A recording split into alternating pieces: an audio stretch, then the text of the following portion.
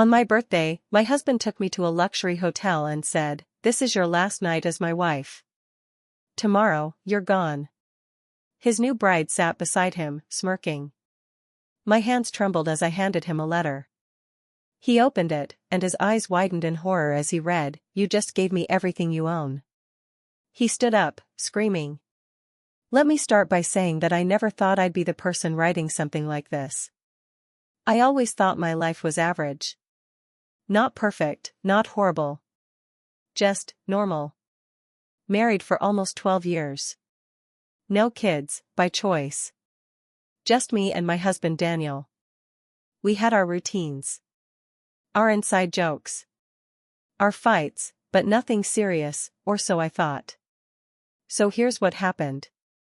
It was my 40th birthday this year. Daniel said he had a surprise planned. He told me to pack a bag for the weekend. Said he wanted to do something big because 40 is special. I won't lie, I was excited. Things had felt distant between us the past year, but I thought maybe this was him trying to make things better. We drove from New Jersey into New York City. He booked a suite at the Plaza. If you've never been, it's insanely fancy. I'd only seen pictures online. Chandeliers. Velvet chairs. Gold trimming everywhere. The room had views of Central Park. I thought this was it. Maybe we'd reconnect. Maybe things would finally start to feel good again. That first night, we had dinner in the hotel restaurant. Nothing over the top, just wine and small talk. He seemed nervous. I figured he was stressed from work. After dinner, we went back up to the room. That's when it all started. I sat on the bed, taking off my heels, and he said, "There's something I need to tell you." His voice didn't sound right. Cold. Flat. Before I could respond, he walked to the door and opened it. A woman walked in. Tall. Blonde. Perfect makeup. Probably 10 years younger than me. She walked in like she owned the place and sat next to him on the couch. Then Daniel said this exact sentence, I remember every word, "This is Isabella. She's my fiancée. We're getting married. I want a divorce. This is your last night as my wife. Tomorrow, you're gone." I just sat there. Not crying. Not yelling. Just frozen. Like my body didn't know how to react. Isabella looked at me and smirked. I still see that smug smile when I close my eyes.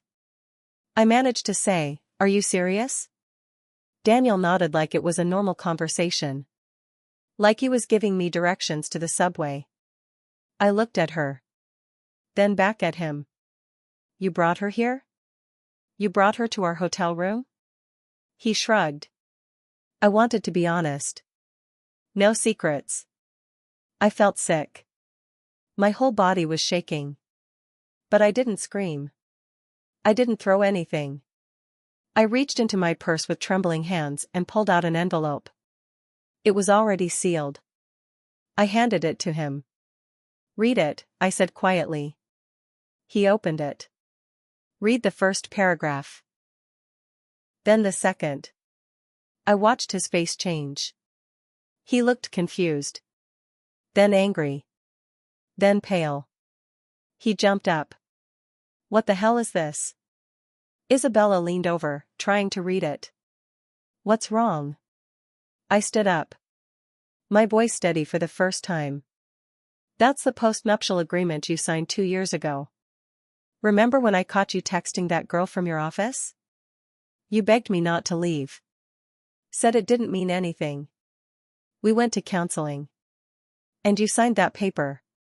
He looked like he'd been punched in the gut. "You said you wanted to prove you were committed. So we agreed, if you ever cheated again, if you ever betrayed me again, I would get everything. The house. The accounts. The cars. Everything." Isabella's face dropped. "You didn't tell me about this," she hissed at him. He was silent. I kept going. "I had my lawyer review it last week. It's airtight. The moment you admit to infidelity, everything becomes mine. And guess what? You just admitted it. In front of a witness. He started pacing. Ran both hands through his hair. You set me up. No, I said. You set yourself up. I just gave you the chance to come clean. Isabella stood up and grabbed her purse. I'm not going to be broke for this, she snapped. Daniel turned to me, eyes wide. We can work this out. Come on. Don't do this. I smiled, but it wasn't a happy smile. You already did it. He started yelling. Screaming about betrayal, about how unfair I was being. The hotel security actually came to the room because of the noise. I told them I was fine. That he was just leaving. And he did. Stormed out. Isabella behind him, cursing him out in the hallway. I locked the door. Stood in that stupid expensive room. Took a deep breath. Sat down on the bed and cried until my ribs hurt. The next morning, I called my lawyer. We started the process. So, like I said, I called my lawyer the next morning. We went straight into action. She was sharp, no nonsense, and had a deep voice that made me feel like she could chew glass and still win a courtroom. She asked me to send her the signed postnup and a short written summary of what happened. I typed it all out, shaking, but I did it. She told me we'd file by the end of the week. Everything was lined up. I stayed at the plaza one more night. Not for luxury. I couldn't even enjoy it. I barely ate. I stared out the window for hours, watching yellow cabs weave through traffic. I was waiting to feel something other than betrayal and rage. I didn't. When I got home, Daniel was gone. Completely. His clothes. His gaming setup. His golf clubs. Even his damn toothbrush. Good, I thought. Until I checked our joint bank account. 0. I checked the savings account. The emergency fund. The brokerage account we built together over 10 years. All drained. I called my lawyer. She stayed calm, but I could hear it in her voice, this wasn't good. She said, he's moving fast. Don't worry, we'll freeze everything. And she did.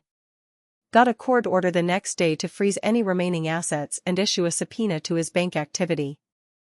Here's where it gets even more twisted. A week later, my lawyer calls and says, you're going to want to sit down. Daniel didn't just drain the accounts. He took out a private loan using my name. A large one. Over $90,000. Now, I'm a cautious person. I monitor credit. I get alerts. But the man had access to everything. He forged my signature. Used fake documents. The bank was investigating, but I knew what that meant, months of paperwork, maybe a court case, and in the meantime, the debt would hang over my head like a guillotine. I texted him. First time since that hotel room. You forged my name and stole from me. No response. I messaged again. You don't get to ruin me and walk away. Still nothing. Then I got a call from a number I didn't recognize.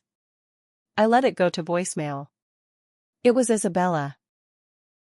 Her voice sounded nothing like it did that night at the plaza. She wasn't smug anymore. The message said, I didn't know about the loans. I didn't know what he was doing. He told me you were abusive, that he had to escape. I swear to God, I didn't know. He's not who I thought he was. He's lying to both of us. I played it twice. I didn't call her back. Not yet. But I started putting the pieces together. Daniel wasn't just having an affair. He was spiraling. Lying to everyone. Maybe even to himself. I thought about that night in the hotel again. The way Isabella smirked. How confident she looked. Now she was scared too. The next twist came 2 days later when I was checking my mail.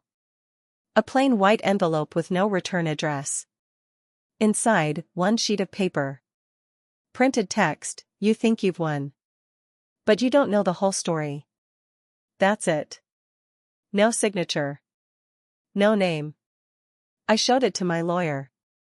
She said it could be a scare tactic, maybe Daniel trying to rattle me.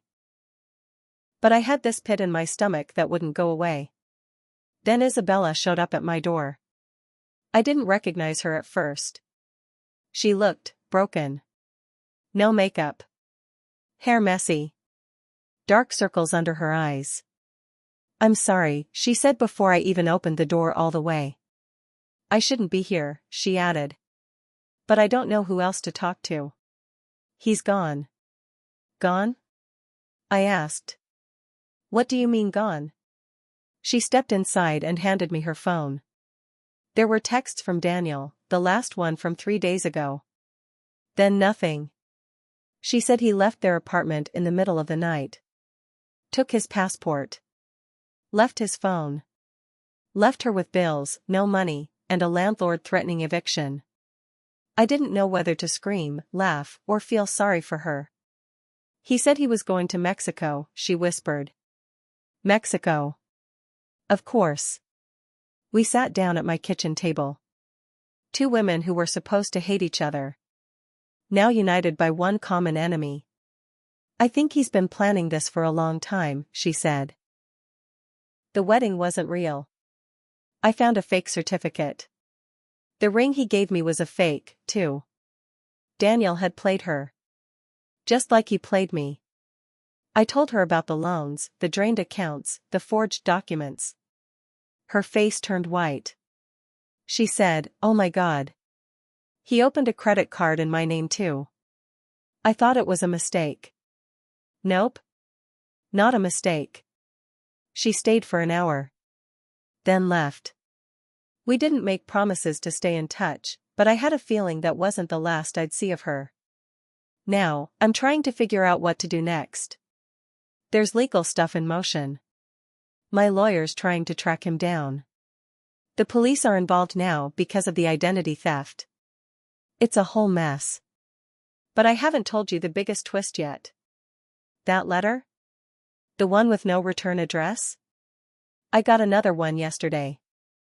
This one was handwritten. Just 5 words, "Don't trust the pretty one." I don't know what that means. Isabella? Someone else? Or is Daniel just playing games from wherever he's hiding?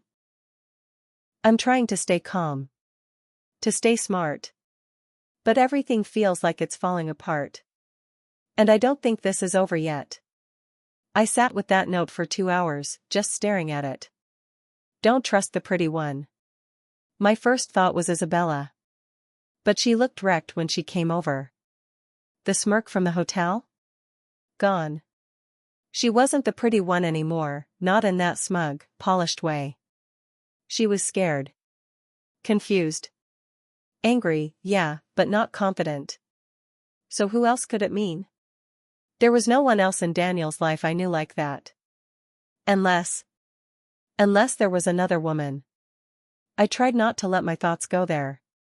But come on, after everything he did? It was stupid to assume Isabella was the only one.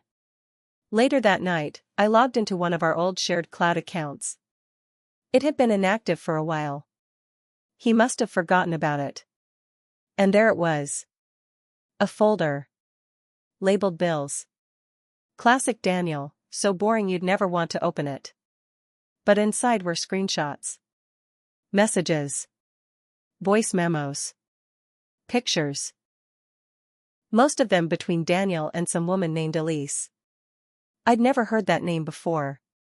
She looked young, like early 20s. He called her his little secret. She called him D. There were messages going back nearly a year. Overlapping with Isabella. Overlapping with me. There were videos too.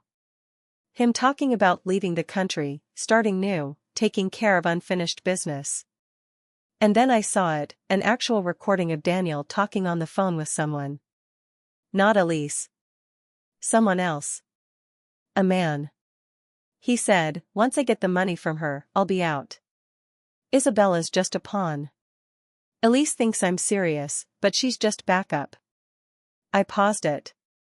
Replayed it 3 times. He used all of us.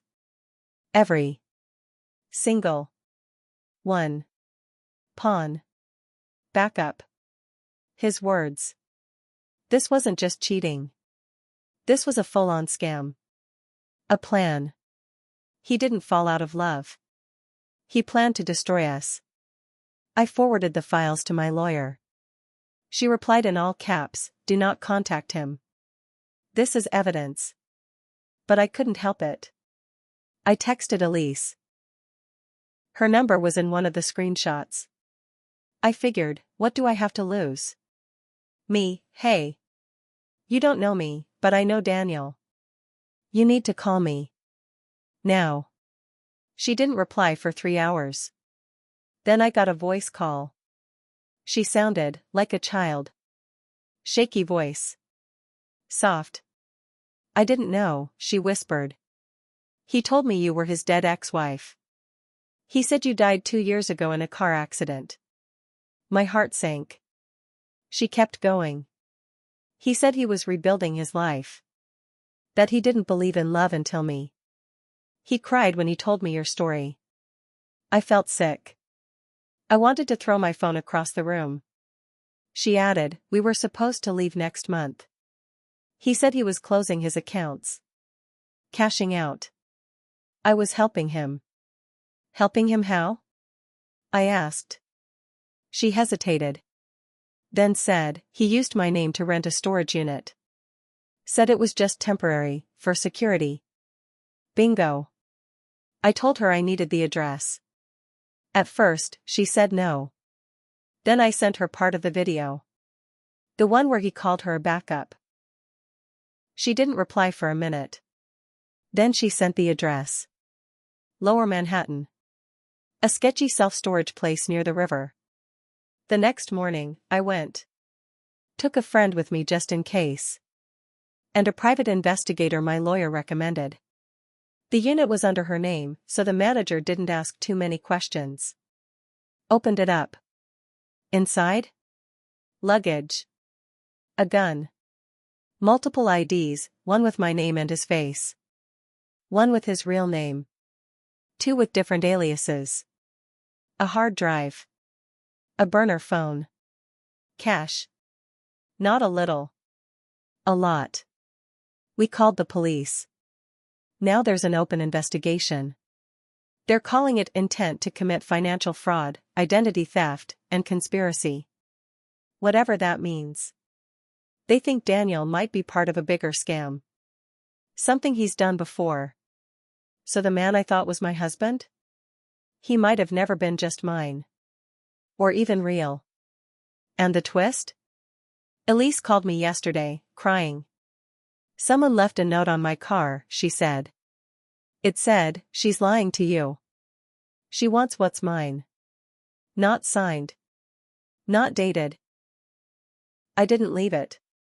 I swear to God, I didn't. But now she thinks I did. And this is how it all spins again. After the storage unit discovery, everything moved fast. The cops were fully involved. Elise gave a statement. Isabella gave hers too, eventually. Turned out she had her own reasons. Daniel had promised to help clear her debts and pay for her mother's surgery. He sold her hope, like he did with everyone. But nobody knew where he was. Until 2 weeks later. My lawyer forwarded me a tip. Someone had reported seeing Daniel in Midtown Manhattan, near an upscale cafe. Not Mexico. Not South America. Manhattan. Hiding in plain sight. That night, I didn't sleep.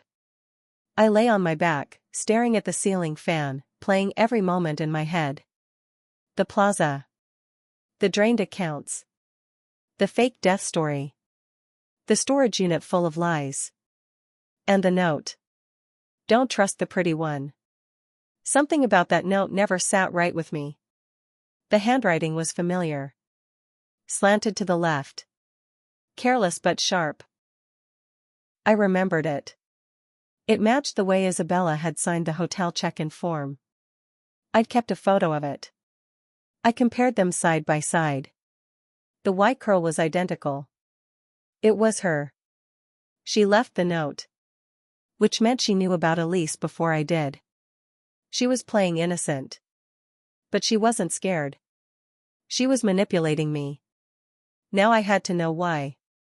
I texted her, "We need to talk. Just us. No cops. No drama." She agreed. We met in Bryant Park, near the fountain. She wore sunglasses and a trench coat, like she was trying to look invisible. I didn't sit. I stood over her. "You wrote the note," I said. She flinched. I kept going. "You knew about Elise. You knew he was using you. So you decided to use me." She sighed. Pulled the glasses down. Her eyes were red. "I didn't know everything," she whispered. "But I knew enough. I knew you'd react if I pushed the right buttons. So you sent me the note?" She nodded. "I wanted you to finish it. I didn't have the guts." I walked away. I didn't yell. I didn't curse. I was beyond that. The real confrontation was still coming. 3 days later, we got a ping on his burner phone's location. He was spotted walking out of a hotel lobby, the standard, high line. I got there before the police did. I saw him at the rooftop bar. Alone. Sipping wine. Wearing sunglasses at night, like a cliché. I walked up and sat down across from him. He didn't even flinch. "You look good," he said. I stared at him. "You look smaller than I remember." He chuckled. "You're angry." "No," I said. "I'm awake. There's a difference." He leaned back.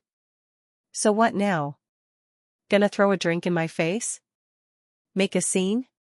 "No," I said. "I'm just here so you can see the face of the woman who's going to ruin you legally." He froze. I kept talking. "You played me. You stole from me. You manipulated 3 women. You thought you were smarter than everyone. But you're sloppy, Daniel. That storage unit? That hard drive? You left your fingerprints on your own lies." His mouth opened slightly. I could see the panic behind his smug mask. "I didn't do anything illegal," he said. "It was all consensual. Everything." I pulled out my phone. Played the voice recording. "Isabella's just a pawn. Elise thinks I'm serious, but she's just backup." He lunged across the table. Security swarmed. Cops arrived minutes later. He was arrested, right there. People were filming. Strangers whispering. A couple gasped when they heard his charges. Identity theft. Fraud. Forgery. And more coming. He didn't say a word to me as they cuffed him. Just stared. As if I was the villain. The aftermath was a fog. Elise disappeared. Last I heard, she went back to her parents' home in Connecticut. Isabella tried to contact me again. I didn't respond. "Daniel? He's awaiting trial. His lawyer's trying to cut a deal. Says he's emotionally unstable. Trying to spin it like a mental break. I don't care. I've been sorting through everything. Financial cleanup. Credit reports. Therapy sessions. It's all exhausting. But one day, I found myself laughing. Genuinely laughing. Not because it was funny. But because I survived. I stood in front of the bathroom mirror and said out loud, "He's not my husband. He never was. He was a con artist. And I was just the one who ended his game." I've learned a lot. Like how betrayal isn't always loud. Sometimes, it's quiet. A smile in a luxury hotel suite. A smirk from a stranger. A whisper in a voicemail. I've learned that when someone shows you who they are, believe them. I've learned that healing doesn't come with apologies. It comes from truth. Would I ever trust someone again? I don't know. But I do know this, the next time I love someone, it'll be someone who doesn't make me feel small. It'll be someone who sees me, not what they can take from me. And until then? I'm okay standing alone. Because I'm not broken. I'm just done.